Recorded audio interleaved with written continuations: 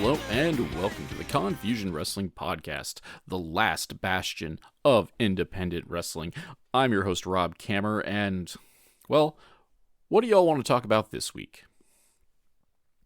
I suppose we could just pretend to talk about whatever it is that Hulk Hogan and Eric Bischoff and the mysterious third man that isn't Scott Hall, is going to do, but I don't know, I'm not sure if I really want to talk about Hulk Hogan and Eric Bischoff and a guy I can't remember doing freestyle wrestling, because absolutely no wrong can come from this little union of cash monies and money marks. But I digress.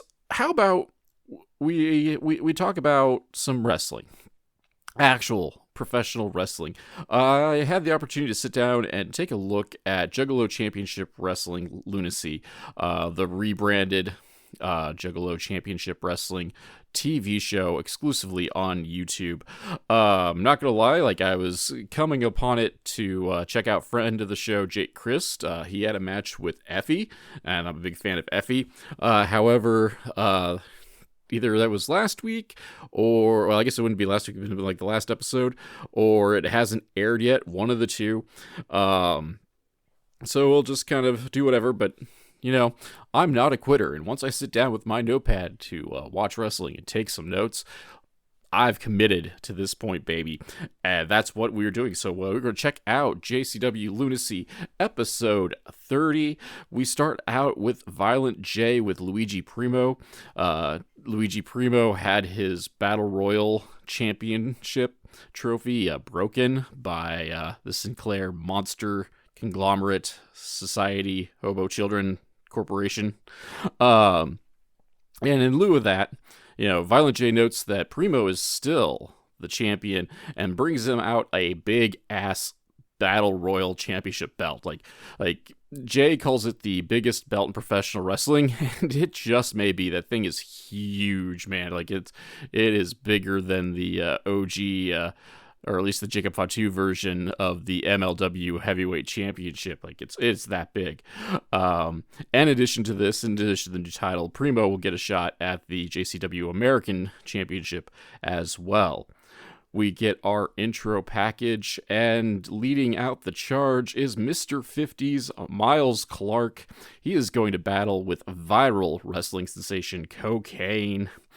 Miles is a gray painted Drake Younger with pants that are 5 sizes too big. So it's good to see Drake Younger still getting work, I guess, depending on your views of his meltdown and conspiracy theories and whatnot. But now he's painted gray. He's allegedly from the 50s. He is Mr. 50s, but kind of talks like a 1930s mobster out of the deal. He does get the mic to start the party off, and he's good at lists and good at saying, "See? See? Yeah. You know what I'm talking about, see?" Yeah, totally 30s mobsters gimmick thing going on there. But, the important thing is he smokes cigarettes. Cocaine does cocaine, yeah. But they've agreed to work out a truce to try each other's vices. Miles gives Cocaine a cigarette. He puffs away. Cocaine gets out and does the largest line anyone has ever seen, and Miles smacks it away and attacks, working over the back. We get a delayed vertical suplex for a 2 count. Vast majority of this match, it is just Miles Clark just dominating things, working over the back. However, we get the classic Kane sit-up spot to hit his comeback sequence. Kane hits the dump. Well, before I even get to the thing, comeback sequence ends with him pouring cocaine on his face. Just gonna throw it out there. But the comeback sequence is complete. Choke slam, and that's elementary for dear Miles Clark. He is punch drunk and on the losing end of this contest. So yeah, it was a fine match for what it was. I was just more interesting to see Drake Younger painted gray than it was anything else. Because I've seen cocaine in action. I've seen Drake Younger in action, but I've not seen a Miles Clark, and therefore I've not seen a Drake Younger painted gray with pants 5 sizes too big held up by suspenders. Following this, friend of the show, Joe Dombrowski, runs down the rest of the card for the night. We got a death match, we got a battle royal, got the American Championship, and a tag team match featuring JCW All-Stars, JCW Legends, if you will, taking on the Monster Corporation. Mosh Pit Mike, however, is broken out of jail because he's told he has a match tonight, so he broke out of jail to have himself a match in his hometown of Albuquerque, New Mexico. His match is next. It is a death match, and it is against friend of the show, Mickie Knuckles. We just got friends of the show all over the place this week. But for at least this night, Mosh Pit Mike is not Mosh Pit Mike. He is Convict Mike, because he is out of jail. He's still got his prison orange jumpsuit on. And it's our second match of the row. It has some powder to it. This time, Mike just starting off the party by throwing powder into Mickie Knuckles' face. He gets some hockey fighting in there, and Mickey's shirt is off. She is pissed, but it doesn't matter because she gets slammed ugly into an open chair. They wander up to commentary where Mickey is cut by Mike's handcuffs. Mike gets a dollar bill stapled to his forehead, and then Mickey hits Stephanie Vacur, excuse me. Yeah, I never know what to call the move, but it is the human centipede face buster, per se. Everybody's on all fours, knees driving your opponent's head into the floor repeatedly. That's what's going on there. Samoan drop in the ring occurs after a pair of hip attacks, but Mickey missed the third, so Mike had to show her how to hit a Samoan drop. Greco-Roman dick lock by Mickey, followed by a low blow lock as Mickey chucks Mike through a barbed wire table to get a 2 count. Mickey is power bombed onto the another barbed wire table. That table didn't break, so that couldn't have felt good. Tears up her lingerie in the process. Only get a 2 count off of that, though. Mike, who would have thought? Mike has a shank now. Mike just has a shank and is just shanking Mickie Knuckles before getting a roll up to get the 1, 2, 3. I don't even know what happened here, ladies and gentlemen. Mickie Knuckles got shanked and then rolled up, lost the match. Like, that's just crazy go nuts. I don't even know what's going on.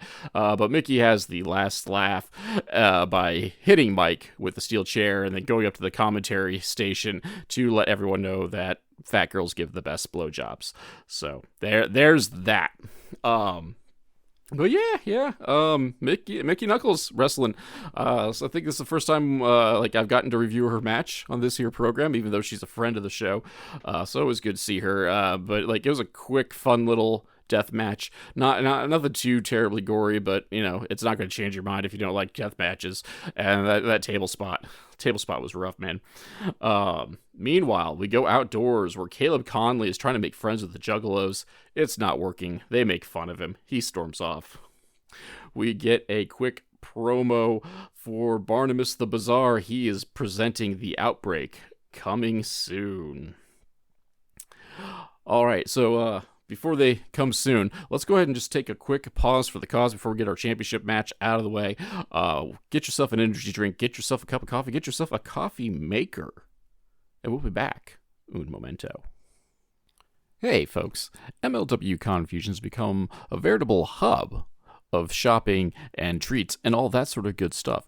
Whether you need a sugar-free alternative to energy drinks in the form of Raise Energy, or maybe even, top-of-the-line ice makers, coffee machines, and other household appliances, or, well, let's go crazy, and you can even get WWE licensed apparel, all through my links section. All you got to do is wander down to the descriptor of this week's episode, check out the various links, click on them, and go shopping like you normally would. Heck, it's no difference. You just came in and just said Rob sent you.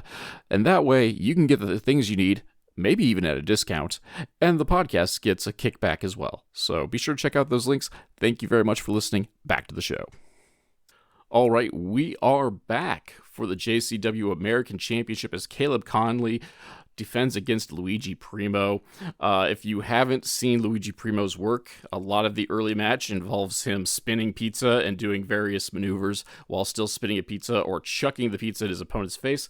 Should be a DQ as far as I'm concerned. That is an international object, but it's JCW, so I'm not sure at any given time, like how fast and loose we are playing by the rules. However, Primo agrees to ditch the pizza eventually and do some straight wrestling. Goes on a run and a rampage of arm drags. Conley, though, has to hangman Primo onto the top rope by the hair before he can take the advantage. Doesn't keep it up for long, though, as Primo is chopped with some dough, but almost immediately afterwards disarms Conley of said pizza dough. Get an overhead overhead neck breaker by Primo. Only gets a 2 count off of that, followed up by a diving crossbody 2 count off of that as well. However, a quick spinning back fist leads up to a double jump moonsault by Conley, and he retains the American Championship. So that was a fun little match. So if you haven't seen a Luigi Primo match before, this isn't the best showing of because he didn't do a whole lot of some of his pizza stuff, but it's kind of impressive some of the stuff he's doing while doing a modified twirl of pizza dough. It's kind of interesting watching him throw off hip tosses and arm drags and various leaps and bounds while doing that. So you're in for a treat if you like some shtick in your professional wrestling. And Lord knows I love some shtick in my professional wrestling. We get a quick advert for JCW versus GCW at the Gathering of the Juggalos this summer. That's going to be crazy. Go nuts. War of Two Worlds, if you will. We come back and Luigi Primo is still in the ring. Evidently, we are going to be defending the Battle Royal Championship right here, right meow. A whole batch of people, a bunch of them I have never heard of before, but we also have the Neon Ninja Facade and Danny Moe. I cannot remember their team name for the life of me. The new Backseat Boys, the Brothers of Construction, a bunch of guys I've never heard of, the Morton family, Carrie and Ricky, and of course Luigi Primo. And the Brothers of Construction and the new Backseats immediately eliminate themselves. So that goes quick. A batch of the no-name folks are out of the match pretty darn quick too. Carrie Morton suplees Danny Moe over the top rope onto the Clash ramp. And so she's technically eliminated because she went over the top rope to a purported floor, but he gets slapped for his efforts on that because he pats her on the head and congratulate himself, pats her on the head. In the meanwhile, as everything else is going on, the Mortons are on a roll, controlling everything. Carrie, though, biggest heel of the match, eliminates Primo, so we are guaranteed a new champ tonight, and it's going to be one of the Mortons, as Carrie and Ricky are getting ready to square off. Carrie is all mouth as per usual, but Ricky hits a destroyer, which is his new finish when he's flying solo. Hits a destroyer and eliminates his own son to get the JCW Battle Royal Championship. It always amazes me to watch Ricky Morton hit a stunner or hit a destroyer, and now he's a Battle Royal champion. So good on him. So Battle Royals are always fun. I enjoyed this, but this is not going to rank anywhere in the top 100 Battle Royals of all time or anything of the like. And just because they're always so chaotic, they're kind of tough to review as well. Backstage or somewhere in a modified concert venue, Too Tough Tony and Willie Mack are doing shots. Tony wants to apologize for what he did to Willie during their championship match. Too Tough Tony and Willie Mack battled for the JCW Championship recently, and Mack's it's okay, but we're teaming tonight. Can I trust you? And Tony's yeah, we're drinking, we're juggalos, we bring things together. We're a team tonight. And Mack's just I hope you hit them as hard as you hit me. And they are facing the team of the Sinclair Monster Corporation, represented by Congo Kong, who's still still on the independents, good on him, and one Mr. Happy with Jasmine Sinclair. So that is our main event, and that is coming up now. Tony and Happy start after the usual Too Tough Tony round the ring shenanigans where he's pouring shots for the people in the crowd. He stops and gets himself one too because Mr. Happy is allegedly over 600 pounds. Get lots of stalling, of course, before Happy starts clubbing Tony down, if you will. Happy misses a leg drop. Tony hits a springboard moonsault and gets a 2 off of that. Willie Mack is in, and he hits a dick bump for a 2 count as well. Mack exposes one of Happy's titties just to chop it. Mack strains his back, though, trying to lift up Happy. Tags in Tony to go for a double suplex, but Kong comes in, and instead the babyfaces get a double suplex for their efforts. Kong hits the crossbody, only gets a 2 count off of that, and now everybody's basically just taking turns choking Too Tough Tony on the bottom rope. The monsters are doing it. Jasmine Sinclair's doing it. Just everyone's doing it now. That's the in thing to do. Choke Too Tough Tony on the bottom rope. Tony, however, finally makes a comeback by powerbombing Congo Kong off the ropes for a 2 count off of that before he hits the hot tag to Willie Mack. We get kind of a pair of malfunctions at the junctions as the babyfaces are whipped into each other, and then the monsters go to sandwich them, and the babyfaces move out of the way, so the monsters just crash into each other. Willie Mack hits the stunner, followed up by Too Tough Tony's meteorite to get the victory. And I'm just going to point out here is that if you guys haven't seen it, the meteorite is the best finishing move in professional wrestling. It is better than the finger poke of doom. It is better than any of the myriad of destroyers. Dude, Too Tough Tony coats his hand in booze, lights it on fire, and just punches a guy in the head. A flaming fist thumps you in the head, and that's the end of you. And it's freaking amazing. Let me tell you, ladies and gentlemen, he's been doing this for nigh 20 years, maybe even 25 years at this point. But yeah, so that is how we're ending the show. We're ending the show on a meteorite, and it is glorious, ladies and gentlemen. But yeah, so that was Juggalo Championship Wrestling. They're a pretty big company, or at least well-known company. It's not like they need the Confusion bump. But checking out some friends of the show, and that's what friends do, man. You support your friends, and we got Joe Dombrowski and Mickie Knuckles on the scene tonight. I was hoping we'd see some Jake Christ as well, but he was not on this week. So friends do cool friend things like support each other, and that's what I'm doing, watching wrestling, having a good time doing it. So yeah, that winds things down for a bit. Thank you guys for giving this a listen. Stay tuned the next couple of weeks as long as everything goes to plan. Got ourselves some Skylar Sparks dropping our way, and Tori Fox as well in the next 2 weeks. So yeah, thank you guys for giving this a listen. Stay tuned for the best ways to support this here little podcast, and I'll catch you all next week. The Confusion Wrestling Podcast is a weekly podcast that is written and performed by Rob Kammer and hosted by Spotify for podcasters. The background music for this section is Ruined by Day, performed by Alan Schroeder.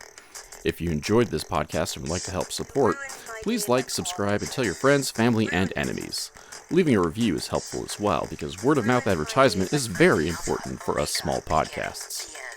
My social media links can be found in the description, but Twitter, Instagram, and Blue Sky are at The Nova of Cass. That's TheNovaofCass, and Facebook is MLW Confusion, all one word.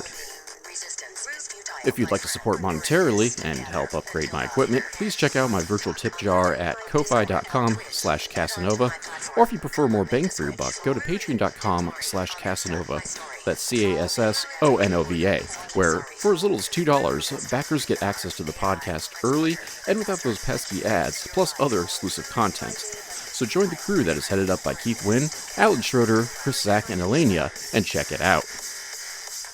You can also find t-shirts, coffee mugs, and other merch at the Confusion Podcast store on Teespring. Also, be sure to check out the affiliate links in the description below. For business inquiries such as ads, sponsorships, and etc., please email rzkamer, Kamer, at comcast.net. Thank you all for listening.